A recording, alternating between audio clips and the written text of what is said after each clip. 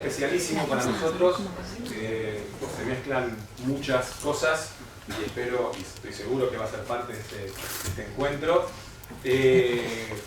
convocada por nuestra cátedra y también convocada por la cátedra Campos Trinity del proyecto audiovisual, y en el marco también de los 30 años, el festejo de los 30 años de la carrera.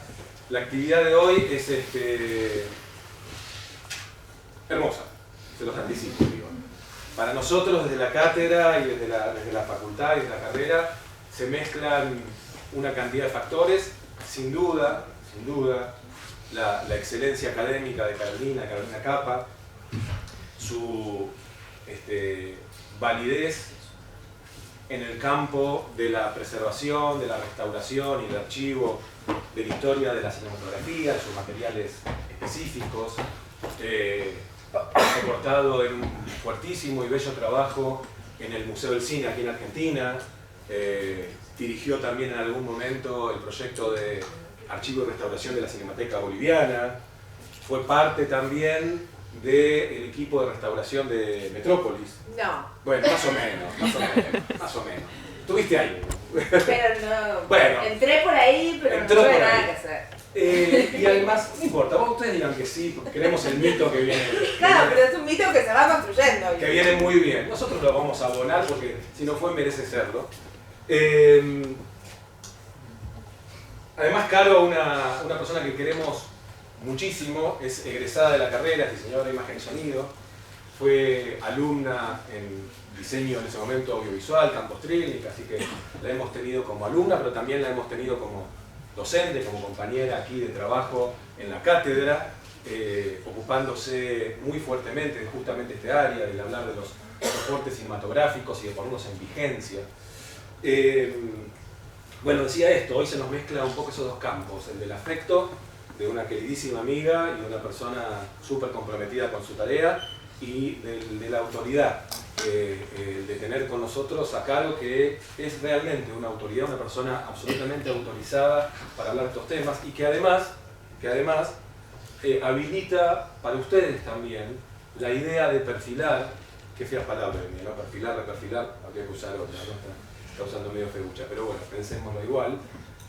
Su futuro profesional, cuando uno piensa en justamente el perfil del diseñador de imagen y sonido, un área que se suele soslayar y que no se suele tener muy en cuenta es justamente el área en el cual Caro trabaja muy fuertemente, que es el pensar la arqueología de los medios audiovisuales, específicamente los cinematográficos, no solamente porque también lo hace desde el punto de vista de su construcción arqueológica, teórica, sino también de su puesta en valor física, práctica, la idea de la manipulación de un recurso que, insisto, se tiende a soslayar, pero que simplemente por su actualización en el uso y en el discurso produce su vigencia. Caro trabaja en ese campo, es una persona, les decía, súper autorizada, y parte de este trabajo de investigación, parte de este trabajo de tarea específica sobre la restauración, sobre la conservación y el archivo, dio fruto a este hijito en el cual Caro también trabajó tanto tiempo,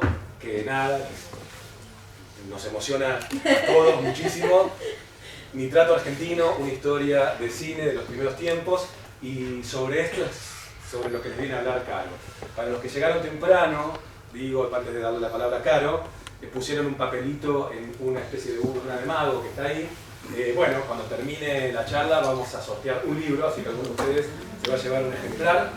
La cátedra se va a quedar con otra, así que va a ser material de consulta, también va a estar en la biblioteca, va a estar en el Museo del Cine también, que es un espacio que deberían conocer. Bueno, nada, eso. Señoras y señores, Carolina Capa.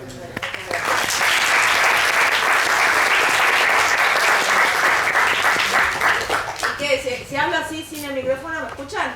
¿Los de arriba? Sí. ¿Seguro? Porque si no, anda. Sí. Bueno, grito, igual. Bueno, nada, gracias, Damián, por todo lo que acabas de decir. Y un poco, claro, lo que dice Damián era como también yo quería empezar a hablarles hoy de esto, que es un poco la pertenencia de este proyecto a la FADU. Este es un trabajo que se hizo en el marco de una institución pública, igual que la Universidad de Buenos Aires, pero que es otra, que es el Museo del Cine de la Ciudad de Buenos Aires, que eso, si quieren ir a visitarlo, pueden ir, está al lado de la Usina del Arte, pero la parte interesante es la parte del archivo, así que cuando quieran ir a visitarlo, le piden acá a Flor Greco, que también trabaja ahí, para ir a visitarlo.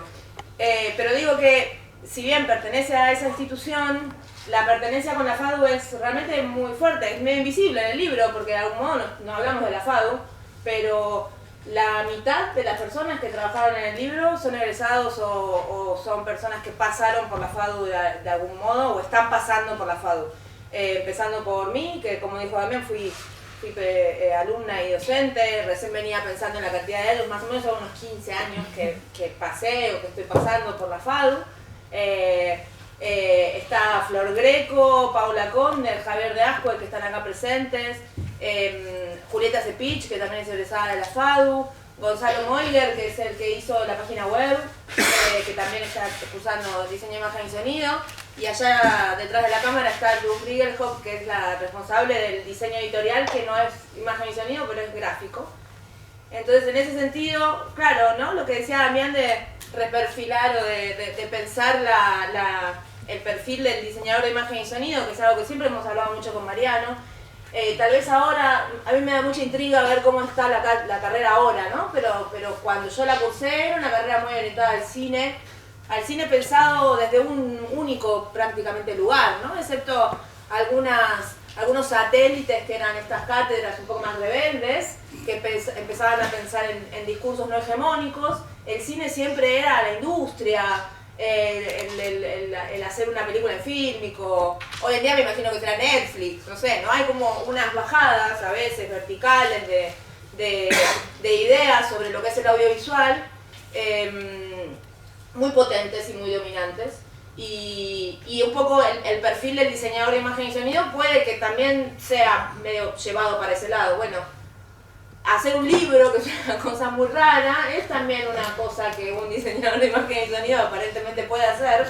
Y van a ver ustedes todas las particularidades que tiene en realidad este libro, que es un libro lleno de imágenes, es un libro que trabaja sobre la materialidad de los archivos fílmicos, que ese es un poco como nuestro tema. Así que bueno, eso, y una cosa que el libro está compuesto por una gran cantidad de imágenes, como estas que están viendo acá, y fueron digitalizadas, van a ver un poco ahora algunas de ellas, en un escáner tradicional de transparencia común, que se puede comprar, no sé si en cualquier lado, pero me imagino que sí, un Epson B600, ¿no, Javi? Sí, Perfection B600. Que es esta cuestión de la convergencia también a veces, ¿no? de las personas o de las disciplinas. Cuando Javier estaba terminando el diseño 3 en ese entonces, ahora 4 sería, hizo un trabajo que fue recuperar una película que la pueden ver en Vimeo porque es maravillosa, se llama Henrietta, el viaje de Henrietta. La vieron. ¿Eh? Ya la vieron, claro, porque estuvieron con Flor acá antes. Bueno, vieron ¿se acuerdan de ese material? Un material que estaba en muy mal estado. Javi hizo una restauración cuadro a cuadro, efectivamente digitalizando cuadro a cuadro con este tipo de escáneres. Cuando nos cruzamos con Javi, es también que empieza a trabajarse con ese tipo de sistema de digitalización en este proyecto. Así que bueno, esto como una introducción para ver que hay una pertenencia muy cercana a las personas que están acá y a lo que ha pasado en la FADU. No solo eso, Damián también habló de la arqueología de los medios y de algún modo técnicas audiovisuales se ha planteado siempre como una materia en donde tratamos de pensar la relación entre la técnica y los discursos y también en relación a la historia. Han tenido la clase ahí con Flor de dispositivos cinematográficos o fotoquímicos y han tenido ya las prácticas de estenopeica y vieron cómo empiezan a suceder determinadas o a crearse determinados tipos de imágenes a partir de la utilización de determinados tipos de tecnología y de técnicas. Ese vínculo que usualmente en la academia tradicional no está entendido de esa manera o no está demasiado abordado, es un poco también el motor de este libro. A ver, ahí voy a ir pasando algunas imágenes y así van viendo cositas. Nitrato argentino, nitrato supongo que también ya lo saben, lo que es. ¿Lo saben? ¿El nitrato? ¿Sí? El nitrato es el... Porque Flor, no sé si se acuerdan, pero se puso a prender fuego en el medio de un aula. Bueno, pues eso es el nitrato, es el primer soporte de la cinematografía. Hablamos de soporte, el plástico que sostiene la emulsión fotosensible. Y eso también lo conocen porque han hecho estenopeica hace poco. Ese soporte es un soporte que ha presentado muchas particularidades. Es inestable, se puede prender fuego solo, con el tiempo si no se conserva de la manera adecuada se pudre. Y ha provocado una cantidad de problemas en lo que es la conservación de determinados documentos hechos en determinados momentos.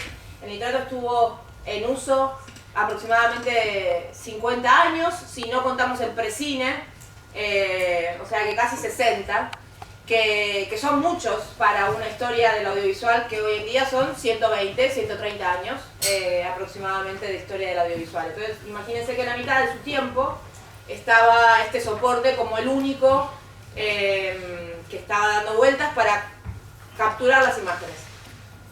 Nitrato Argentino es un proyecto que surge de la colección de nitrato, de películas en nitrato conservadas en el Museo del Cine. No se conservan muchas películas en nitrato en ningún lado del mundo porque es un material que se destruye o se autodestruye y por lo tanto es una colección muy única. Empezamos a trabajar con esta colección para intentar... hay algo que sucede cuando trabajamos en los archivos y es una especie de privilegio de que uno está cuidando, mirando algo que solamente lo estamos viendo nosotros y a mí personalmente me empieza a agarrar una cierta incomodidad en que eso no sea compartido con todo el mundo, sobre todo cuando estamos hablando de instituciones públicas y que por lo tanto deben ser accesibles. Ustedes tienen el mismo derecho que yo de ver esas imágenes porque están en dominio público, porque nos pertenecen a todos. Y ese cierto privilegio de archivo me empezó a mí a picar para decir esto tiene que ser exhibido y tiene que ser mostrado. De ahí que empezamos a trabajar recortando un poco la colección exclusivamente en lo que es el cine de los primeros tiempos. Cuando hablamos cuando nosotros decimos cine de los primeros tiempos y no cine mudo ni cine silente, es un poco porque lo que va a pasar ahora también, después, es que vamos a tener una proyección en donde Mariano le va a poner música en vivo y esa situación de exhibición con música en vivo es una situación absolutamente normal en la época. Estamos hablando de hace 120 años. Tenemos una idea de esa época como si fuera... también me da mucha intriga ver cómo ustedes ven el cine de esa época. Un cine en blanco y negro, que todos los personajes se mueven como Chaplin, que se ve horrible, que no tiene nitidez, que era aburridísimo, ¿no? Hay una idea como que el cine mudo es aburridísimo y es lo peor que nos puede pasar cuando un docente nos dice estudia a Einstein o a Buster Keaton y en realidad hay un problema en cómo hemos accedido a la percepción de esa época, en pensar que realmente es una época que no nos pertenece a nosotros como humanos, en nuestra propia historia como humanidad, y de pensar, por ejemplo, en relación a esto, de que es una época en donde no había... Se proyectaba una película y estaban todos callados, porque era cine mudo, cine silente, y no, lo que sucedía era algo muy parecido a lo que hoy en día puede ser una performance, una videoinstalación, instancias de multimedias totales, ¿no? Multiproyecciones, música, ruidos, sonorizaciones, gente hablando, gente diciendo cosas en locuciones. Sucedía algo parecido a lo que sucede hoy y por eso hemos decidido no llamarlo cine mudo ni cine silente, sino cine de los primeros tiempos. Una cuestión que a nosotros también, a mí personalmente me ha interesado mucho en relación a este periodo puntualmente, es que, bueno, como les contábamos, venimos de acá, de la FADU, y vengo de la FADU transitada, porque uno puede ir haciendo cátedras y hacer su propio perfil. La FADU transitada por un lugar de experimentación, de búsqueda de mucho más ligado a las vanguardias, al cine creativo, no narrativo, si se quiere, ¿no? Todo narra, pero supongamos que no narrativo. Y por decir cine experimental, lo que pasa es que es una palabra que está tan bastardeada, pero supongamos que hablamos del cine experimental, del cine de los años 50, 60, del cine estructural, ¿no? El cine hecho en fílmico, que de eso un poco también les ha hablado Flor la vez pasada. Empezar a ver que en esta época también se trataba de una época de experimentación. La época del cine de los primeros tiempos es una época completamente de experimentación, principalmente por un motivo, y es que no existían estandarizaciones. Era un cine prácticamente semi-artesanal. Imagínense que estamos hablando de, desde ya, cámaras de madera hechas a manivela, o fíjense lo que ha pasado con la cámara de fósforos para hacer una fotografía estenopeica. Suceden cosas que se escapan, si se quieren, de algo contenido, de algo normalizado, y empiezan a pasar otras cosas. Lo mismo sucedía con este tipo de cámaras, si se quieren, primitivas. Y lo mismo empezaba a pasar con un montón de técnicas. El color era, por ejemplo, uno de ellos. La relación más directa entre la experimentación y este periodo es lo que se pueden ver en películas como estas, que se llaman, es un sistema de color, que se llamaba paté color, o pintado por plantilla. Lo que hacían era pintar cuadro a cuadro cada uno de los cuadros. Imagínense que estamos hablando de entre 16 y 24 o 20 cuadros por segundo. Aquí hay un tema muy que no vamos a meternos mucho ahora, pero desde ya que este tipo de lecturas no tradicionales sobre el cine también permiten una multiplicidad de otras lecturas. El cine pintado a mano de principios de siglo es un cine hecho exclusivamente por mujeres. No existía otra mano de obra que no fueran mujeres. Durante muchos años se ha dicho que era porque las mujeres tenían manos delicadas. Y en realidad era también un poco porque les pagaban menos, porque claramente era mucho más barato la mano de obra de una mujer que la mano de obra de un hombre. Y les voy a mostrar, el momento de proyección va a ser luego, pero sí les quiero mostrar, mientras voy hablando un cachito, que no sé si lo han visto tampoco en la clase de Flor. Bueno, ¿lo han visto? Cuando hay un teórico muy importante para pensar el cine de esta época, que se llama Tom Gunning. Se los recomiendo muchísimo porque Gunning habla justamente de el trabajo desde la materialidad. Y Gunning en un momento en uno de sus libros dice: mientras ustedes estén viendo estas películas, piensen en las mujeres que han estado pintando estas películas uno a uno, cuadro a cuadro, ¿no? Hay un enorme problema con la época, con el cine de los primeros tiempos, que es la invisibilización, no solo de las mujeres, sino en general de todos los trabajadores de la técnica. El modo en el que la autoría ha sido registrada no ha sido personal, ¿no? La teoría del autor es algo que en el cine aparece recién en los años 60, pues durante esta época no se sabía quién era el camarógrafo, quién era el laboratorista, quién era el montajista, ni siquiera muchas veces quién era el autor. Y de hecho la tapa del libro es justamente una película que hasta el día de hoy permanece con un autor desconocido, porque no tenemos ningún tipo de documentación.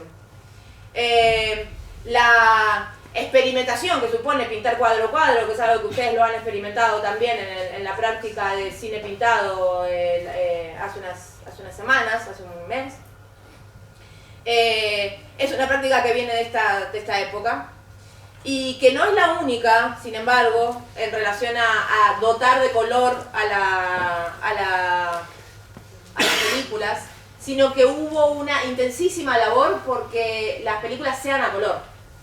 El cine mudo era en un 80% a color y no, por el contrario, que seguramente están acostumbrados a verlo en blanco y negro.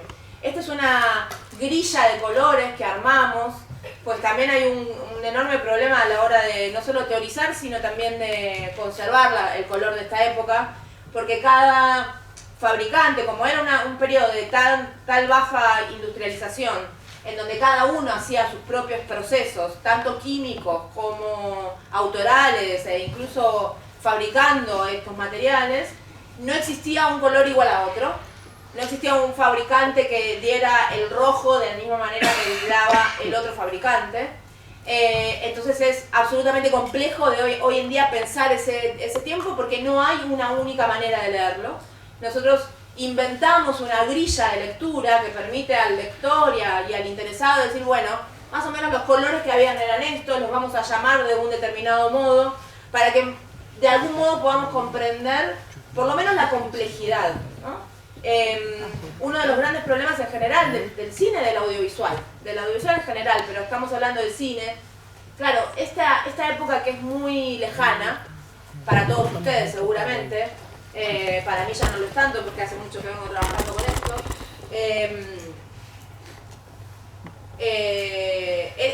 es una época que no es muy difícil de leerla, ¿no? Más adelante les voy a citar un fragmento de un texto, pero hay un señor que sin duda, si no lo conocen, antes de salir ahora de esta clase y comprar mi libro, tienen que comprar los libros de este señor, que es Walter Benjamin. Walter Benjamin ha estudiado muchísimo la relación dialéctica con el pasado, ¿no? El ida y vuelta y cómo construir una imagen muchas veces fija del pasado sin tener en cuenta nuestra presencia presente de lectura de ese pasado, ¿no? Este enorme conflicto entre memoria y recuerdo también, cómo nuestro presente modifica ese pasado. ¿Y cómo lo va a modificar el pasado del cine o nuestra percepción del pasado del cine si no lo hemos visto con la calidad? Mariano habla muchas veces de la calidad, que es una palabra bastante compleja en técnicas audiovisuales. Siempre tratamos de separar resolución, profundidad de color, en fin, tratar de darles otros nombres, pero esta idea de visualidad realmente muy única de estos materiales que se han perdido por el paso del tiempo, porque justamente hemos perdido la materialidad de estas películas. No solo había una cuestión de color, sino que había una cuestión increíble de experimentación con efectos visuales. Muchas de las cosas que estoy diciendo las van a ver en la proyección, por eso también va a ser breve lo que yo les quiero contar, porque es como para introducirlos un poco en este mundo, pero luego ver una proyección dice mucho más que muchas palabras. Pero otro de los rasgos de la experimentación de la época eran los efectos visuales. Este tipo de efectos se hacía exclusivamente en cámara. Vean esta imagen y piensen cómo puede esto estar hecho en cámara, no en postproducción, ¿sí? Ustedes han estado manipulando material fílmico con una caja de fósforos. Bueno, piensen más o menos algo parecido, pero para lograr esta imagen. Yo supongo que algunas respuestas les empiezan a aparecer, ¿no? Sin dudas hay por ejemplo, la imagen de este lado, una triple exposición, ¿sí? Y para exponer 3 veces una imagen, ¿qué tenemos que hacer? Hola, Pauli.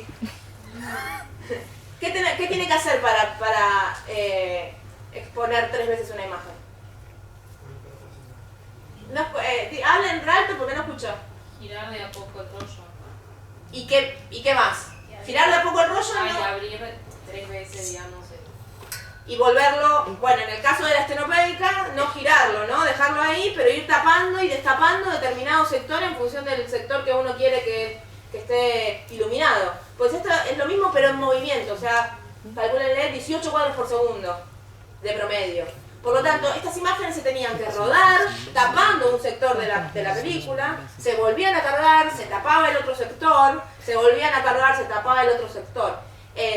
Cuando empezamos a comprender que la materialidad y la técnica de la época no era una de altísima tecnología, empezamos a ver que este tipo de imágenes son bastante más complejas de realización que lo que en principio uno podría suponer. Las van a ver en movimiento luego. De más está decir que todo lo que estamos viendo es argentino, ¿no? Digo, porque también hay veces hay algo que nos aleja de nuestra propia historia audiovisual, ¿no? Todos estos son realizadores argentinos. Este es Federico Valle, del que tal vez hayan escuchado hablar, que es muy trágica su historia porque terminó vendiendo los nitratos para hacer peines. Teníamos aquí un estudiante maravilloso que hizo una película que era La máquina de hacer peines. No, de convertir los peines en película. Pero no se llamaba La máquina de los peines. Puede ser. La máquina de los peines. Nicolás Artiz. Bueno. Y hay algo que también sucede que, bueno, esto que les comentaba, esto que vemos acá también es un efecto hecho 100% en cámara. 100% en cámara. Lo que se hacía era poner una determinada cantidad de máscaras delante del lente y superposiciones y vueltas para atrás y posterior revelado, pero no hay postproducción, es todo en cámara. Y ese trabajo de la máscara delante del lente es un trabajo que luego empezó a estandarizarse. En esta época, el viñetado, que es esto que estamos viendo acá, una viñeta, que seguramente ustedes lo han visto, la viñeta sobre un personaje medio redondeadito, para de algún modo, y eso es lo que las historias tradicionales nos han contado siempre, emular el primer plano, porque el primer plano no se podía lograr en ese momento. Entonces se redondea un poco la figura y aparece un primer plano o un primerísimo primer plano. En realidad en esta época, en una época en donde los colores también luego empezaron a tener una especie de convención narrativa, entonces muchas veces se hablaba de el azul para la noche, el amarillo para el día, el verde para el bosque.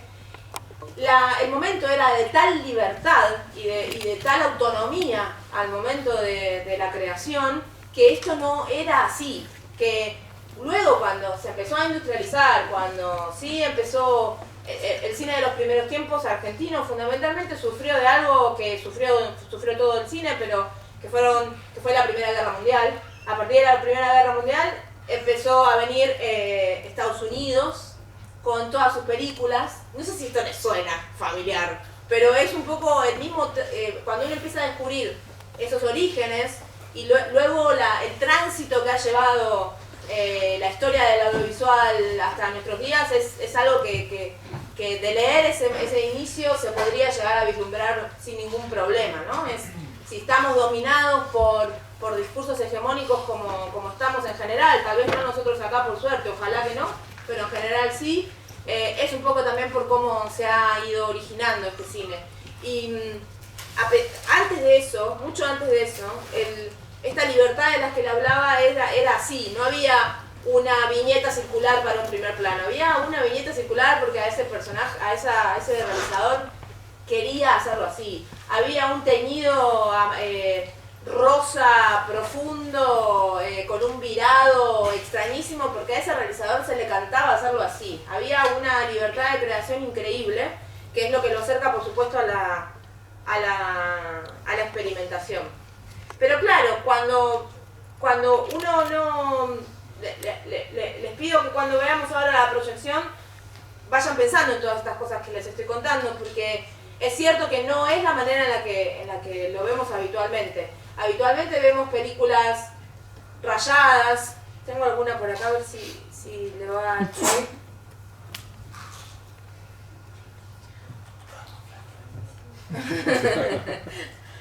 Esta es una película muda argentina.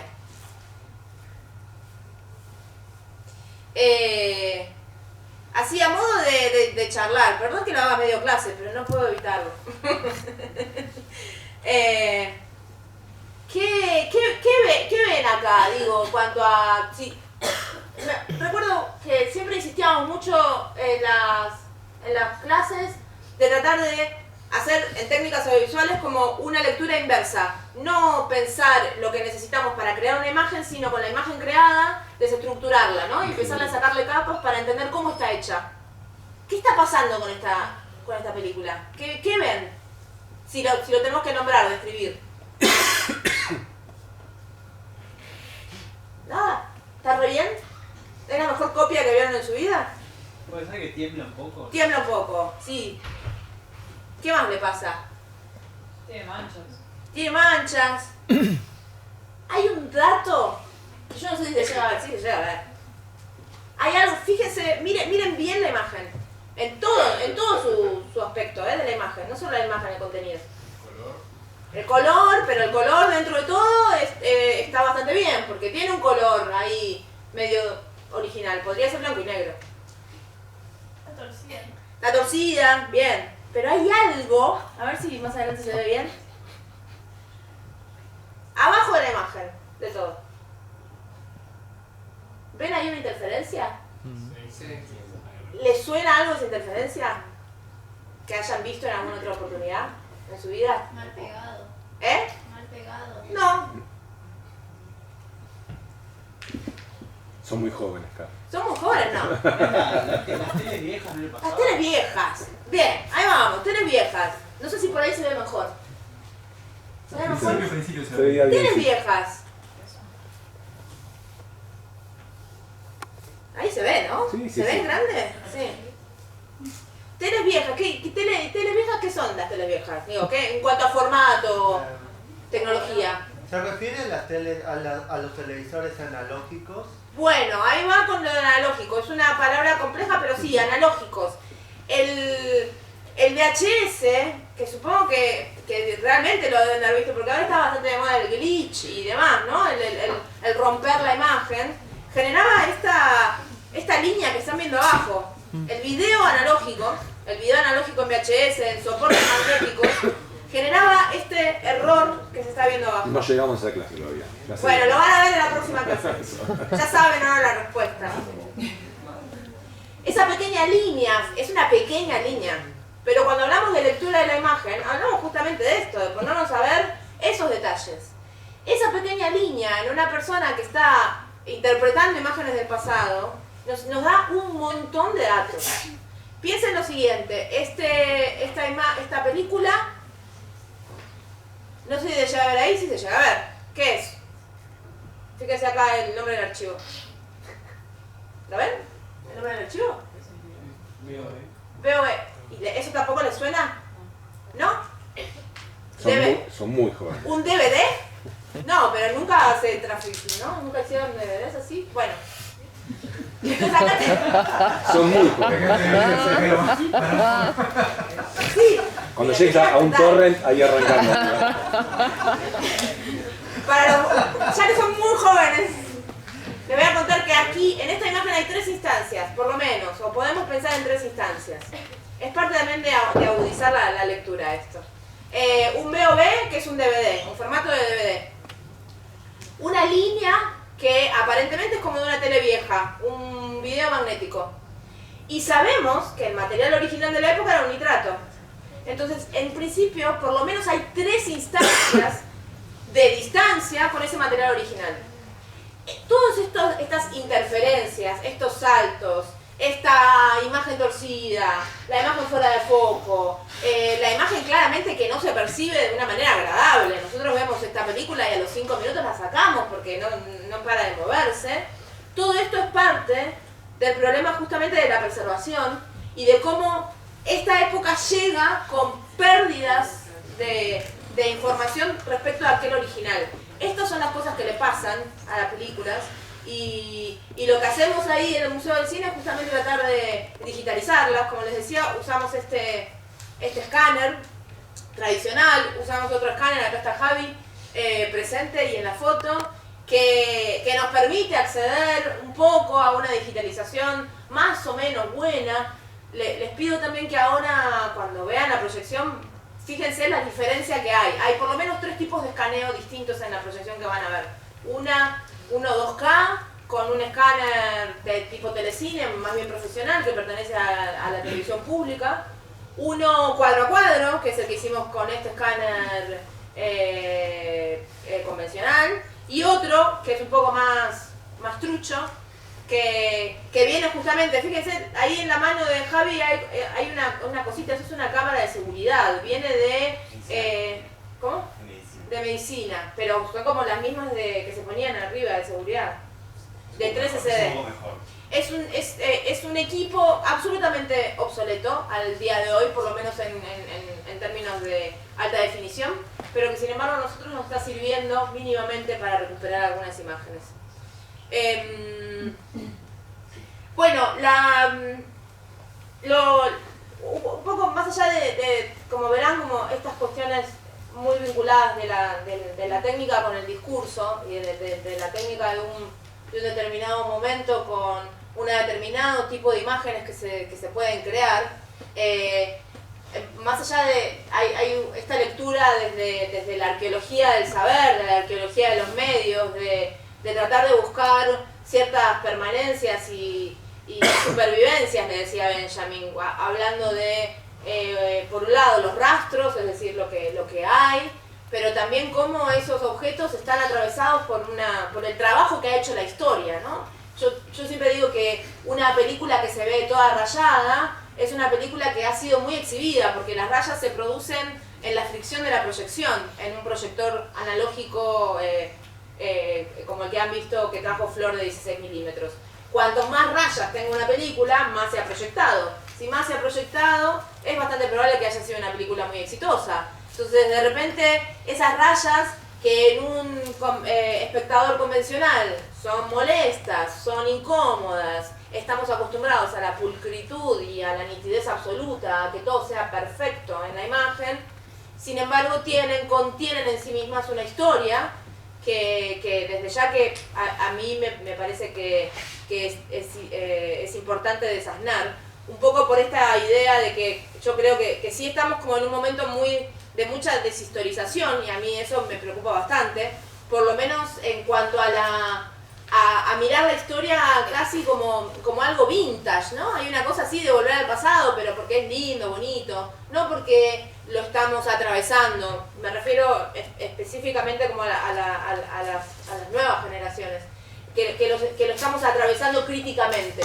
Y realmente no se dan una idea de la cantidad de cosas que podemos saber de nosotros mismos viendo este tipo de mundos que también nos pertenecen, desde nuestra propia historia familiar hasta la historia de una disciplina como es en este caso. El gran problema en general de la historia es que muchas veces se ha trabajado sobre lo establecido, ¿no? Y cuando en Nitrato Argentino decidimos poner el foco en películas que no tienen autor, no se conservan ningún tipo de información sobre su título, sobre su fecha, no sabemos quiénes son las personas que estuvieron detrás, pero sin embargo son materiales que existen y que están presentes, y que cuando vemos a las chicas de la fábrica de cigarrillos bailar, que la van a ver ahora en la película, evidentemente hay algo ahí que no tiene que ver con lo grande o lo pequeño, tiene que ver con la mera existencia, ¿no? Benjamin, perdón que lo nombre tanto, pero realmente me parece que es un señor que ha pensado mucho más las cosas mejor que muchos. De hecho, hay algo súper interesante de Benjamin que no sé si saben lo que es el dominio público, pero el dominio público es cuando un autor muere, hay 70 años más en Argentina, por lo pronto, esto va variando dependiendo de los países, 70 años más luego de su muerte, en donde todavía sus herederos pueden seguir usufructuando los derechos de autoría de sus obras. Esto significa que una película, una música o un libro se vuelve a editar y el heredero de esa persona cobra los derechos de autor. Cuando esos 70 años, en el caso de la legislación argentina, pasan, esas obras pasan al dominio público, es decir, nadie puede lucrar con esas obras. Esto es en todos los objetos culturales, desde el cine, la música, la literatura. Cuando Benjamin pasaron, no sé por qué él es alemán, no sé cuántos años fueron que pasaron, pero que entró en dominio público, empezó a haber una reimpresión de su obra por todos lados, porque claro, no había que pagarle a nadie. Y de pronto empezó a invadirnos también, él con su pensamiento, otra vez, un señor que murió en la década del 30, del 40 creo. 1940. Y volvió y de algún modo coincide también en esto que hablábamos antes, como de las convergencias, como en un momento de pensar, de ayudarnos a pensar no lo que nos han estado diciendo durante mucho tiempo, que las cosas son como son de una manera, sino empezar a pensar en algunas otras alternativas. Benjamin en la tesis de filosofía de la historia dice: el cronista que narra los acontecimientos sin distinción entre los grandes y los pequeños, al hacerlo, tiene en cuenta esta verdad: de todo lo que ocurrió, nada debe ser considerado como perdido para la historia. El libro que hemos hecho es un poco eso, es un libro es un libro y es una página web que no estoy pudiendo, pero no sé si va a andar bien, Bueno, luego búsquenla, miteatroargentino.org, porque de algún modo la página tiene lo mismo que tiene el libro, pero desde otro lugar, porque su materialidad es distinta, permite búsqueda, permite otro tipo de trabajo, se pueden descargar las imágenes digitalizadas, pueden ver las imágenes en movimiento, es una página de acceso abierto para que hagan con las imágenes lo que quieran, no hay marca de agua, no hay nada que haga que no puedan reutilizar estas imágenes, que es un poco también el objetivo de cualquier archivo, que esto pueda continuar. Pero lo que van a ver en este proyecto entonces no es una historia del cine mudo argentino de malevos y de celebraciones patrias y de Libertad Lamarque y de gente que canta tango. Es una forma de leer ese pasado desde un lugar bastante más cercano a lo que nosotros somos hoy, y sí fundamentalmente desde lo táctil, ¿no? Desde lo que significa también el placer visual que generan estas imágenes cuando las vemos. No sé si tienen algo para sí. Caro, Sí. yo quería dialogar un segundito. Sí. Obviamente nombraste en tu charla muchas veces la palabra época. Y entiendo que la época tiene una especie de paradoja, porque la época es ese momento donde fue gerundio, estaba ocurriendo lo que estaba ocurriendo, pero la época también es el momento en donde eso que fue gerundio se rescata, ¿sí? Y vuelve en un pensamiento arqueológico a tener vigencia o tener visibilidad. Y ahí aludiste a los términos memoria y recuerdo como dos campos separados, archivo, restauración, preservación, etc. Mi pregunta específica tiene que ver con este pensamiento epocal, pensándolo en el plano de lo local. ¿Qué pasaba con esa época en Argentina y qué pasa con esta época que rememora aquella época en cuanto a las políticas de preservación de memoria y recuerdo, tanto en el plano local en sí mismo como en el plano local comparado con el contexto internacional? En aquella época, de hecho en algunas partes del libro retomamos esta cuestión. No había el más absoluto interés en que las imágenes en movimiento tenían algún tipo de valor como documento para el futuro. Ninguna. Y de hecho, hoy en día no es tan distinto. Cambió un poco, por suerte, pero no es tan distinto.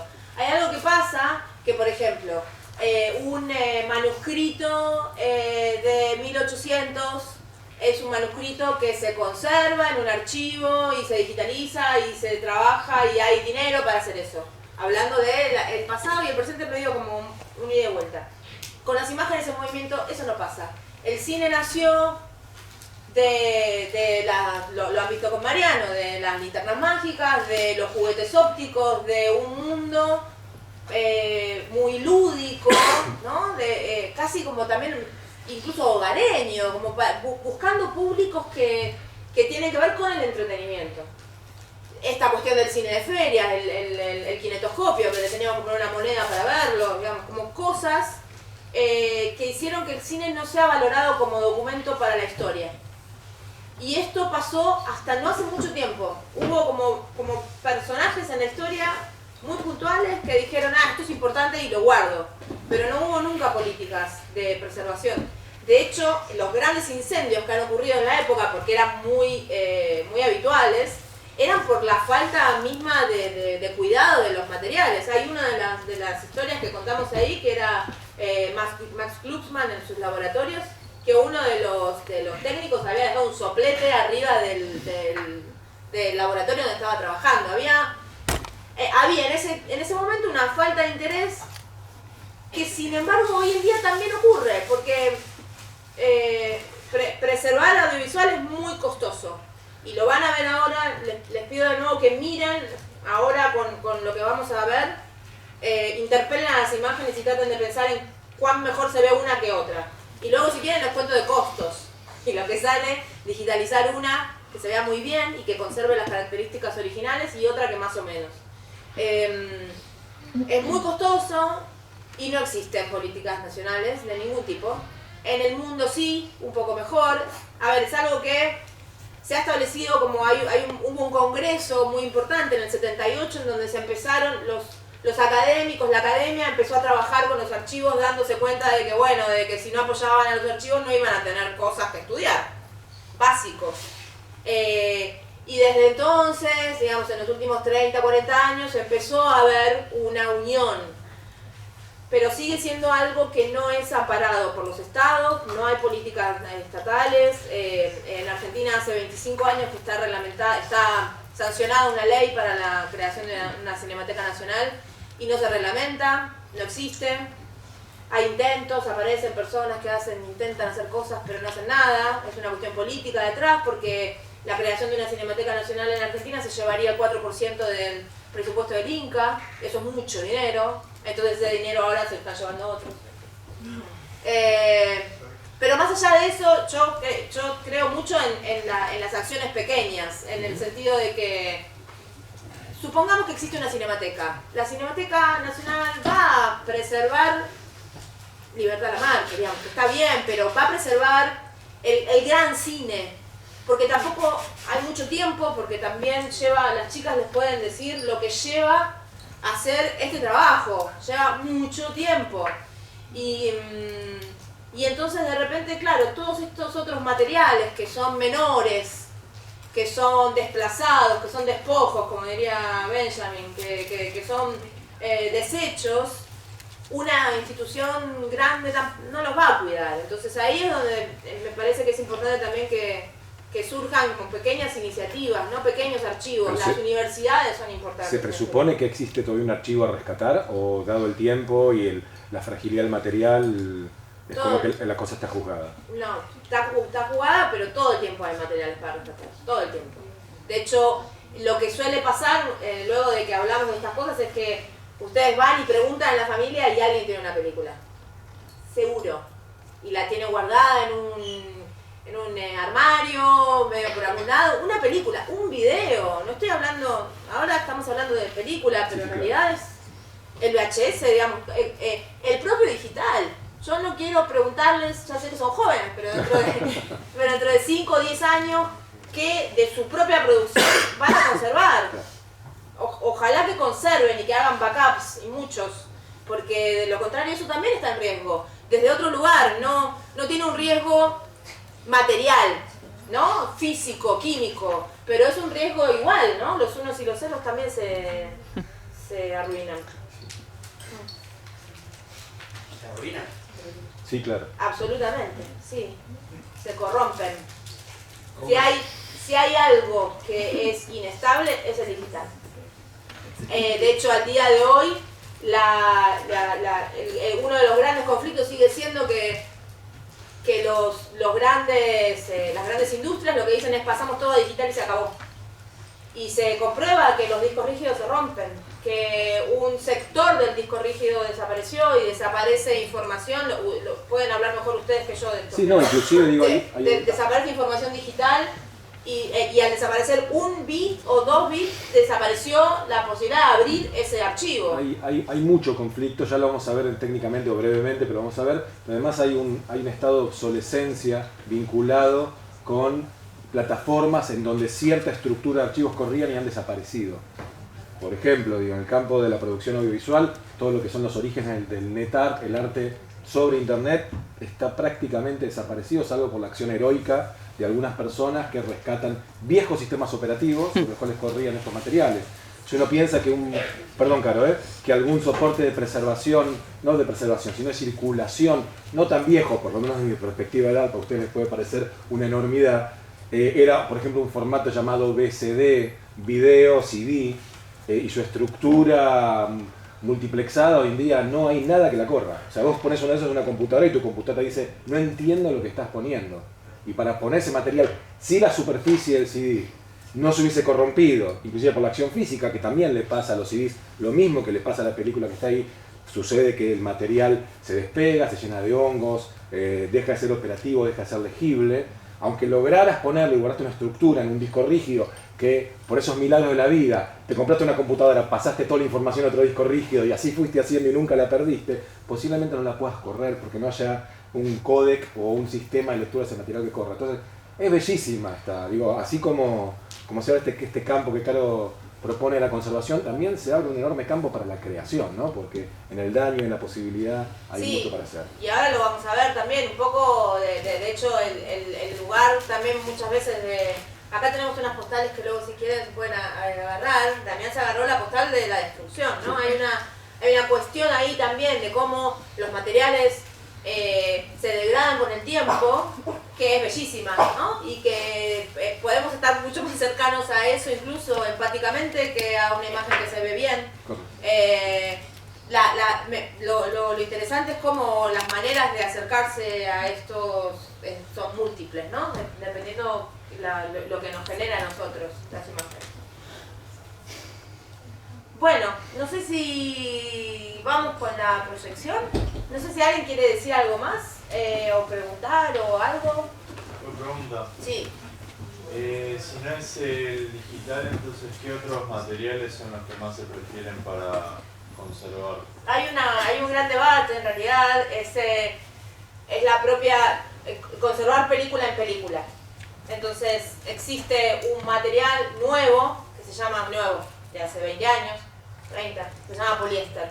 El poliéster es un plástico como el nitrato, poliéster, ¿no? Como el poliéster de la ropa, pero muy resistente, que de hecho es absolutamente imposible de romper y no se degrada. Y es un material que dicen que dura 500 años. Entonces se supondría que copiando una película a ese material, lo dejamos en un archivo y nos olvidamos por 500 años porque no va a haber ningún problema. Claro, como dice Damián, para reproducir un soporte, cual sea que fuera un formato antiguo, lo que necesitamos es el reproductor. Entonces, además de conservar la película, tenemos que conservar el sistema de reproducción de esa película. Pero bueno, el fílmico hace 130 años que existe y proyectores sigue habiendo por todos lados y es una proyección mecánica, basada en la mecánica. Entonces es bastante posible de reproducir. Hay otra ventaja de ese tipo de materiales, es que no necesitas hacer una migración constante de los digitales, que es algo que hoy en día se hace, ¿no? El sistema de guarda preferido por los bancos y por la Biblioteca del Congreso en Estados Unidos y por los grandes archivos se llama LTO, Linear Tape Open, y es un cassette magnético, de cinta magnética, pero que graba información digital. Es maravilloso, pero cada 2 años tienen que hacer una migración, porque ese formato es obsoleto. Entonces cada 2 años hay que copiar. Lo que significa eso es una estructura enorme de personal, de infraestructura, en definitiva de dinero, que nos va a asegurar que en 500 años, con suerte, ese cassette va a seguir siendo reproductible y va a seguir estando ahí. Entonces es claramente, bueno, una lucha medio perdida por el lado del poliéster, porque lo otro conviene a toda la economía, en especial a las grandes empresas que venden esos cassettes. Pero esa es la alternativa y hay algunos sectores que lo están haciendo, incluso para datos digitales, no solo para películas. Bueno, vemos las películas.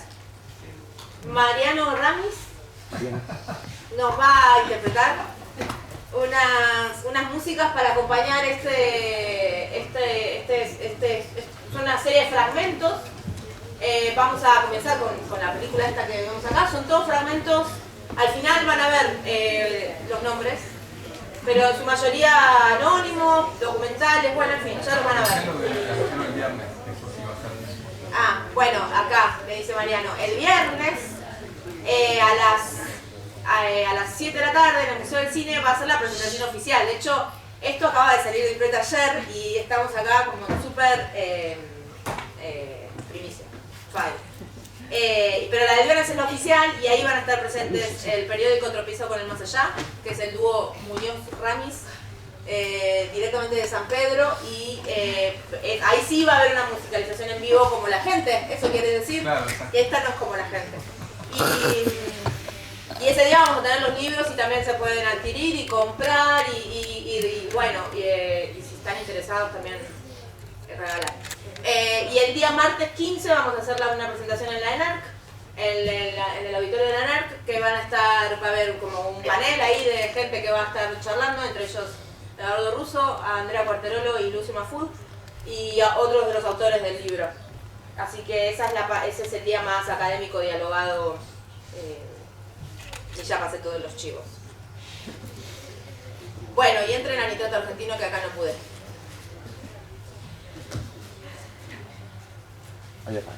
¿Estamos? Apaga la luz y...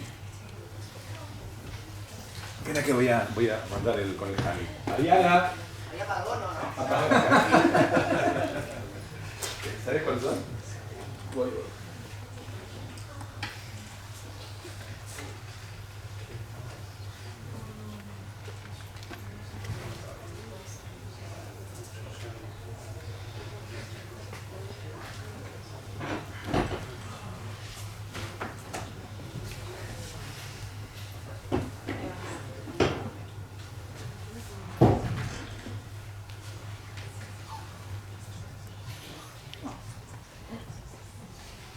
Se apagó el proyector, ¿puede ser? Sí, se apagó el proyector. Sí, no hay ninguna lucecita ahí. Está ahí un tablero así con un montón de cosas. Sí, ¿sabes? Bueno. Ahí está la luz.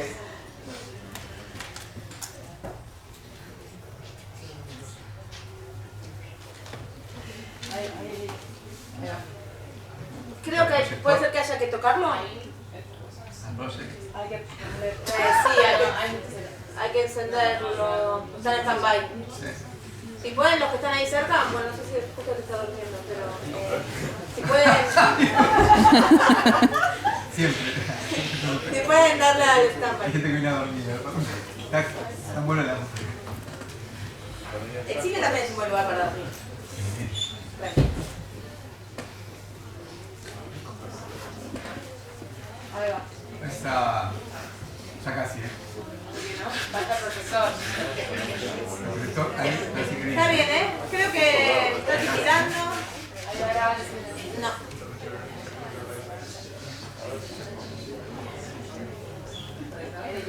Sí, bueno, Está en rojo. Un aplauso para el arquitecto.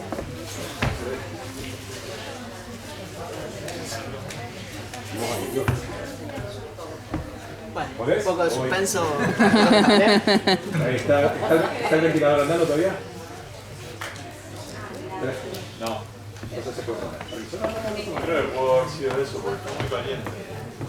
Y está en rojo. Ahí va. No está nada. ¿Alguien que se conoce? Sí.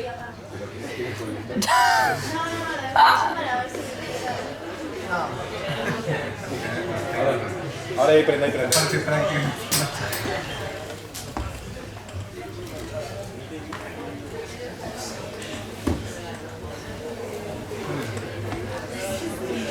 Está bien, ¿eh? Está bien, está prendido.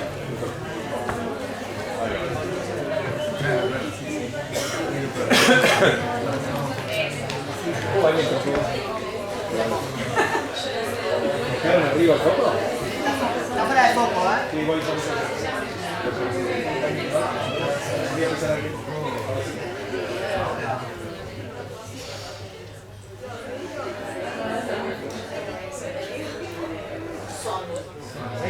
Hablando de...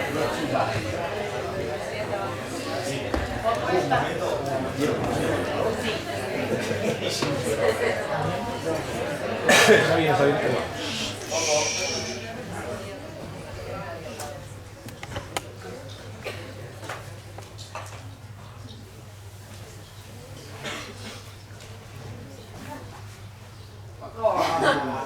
¿Y ahora? La compu.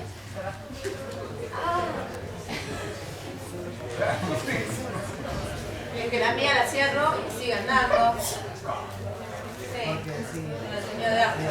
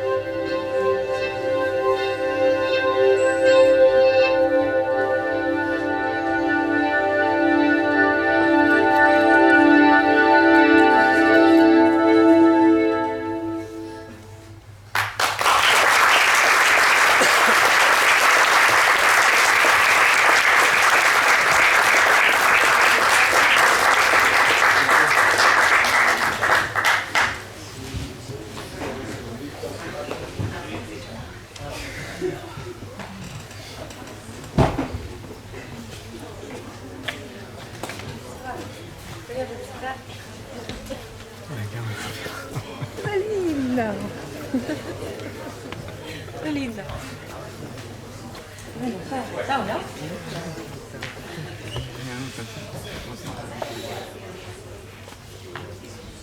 Ah, sí, el sorteo. Ah, el sorteo. Claro, digo, ¿qué? Sorteamos un libro.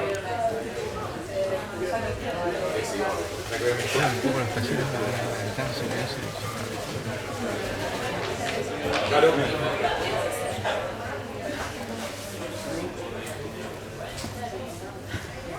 Camila Blas García.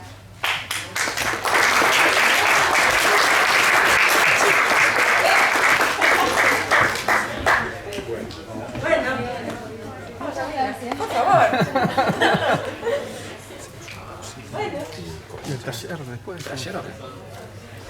Listo, ahora te vamos a trabajar. Bueno, Caro, tante grazie, muchas gracias a Caro, che un aplauso así.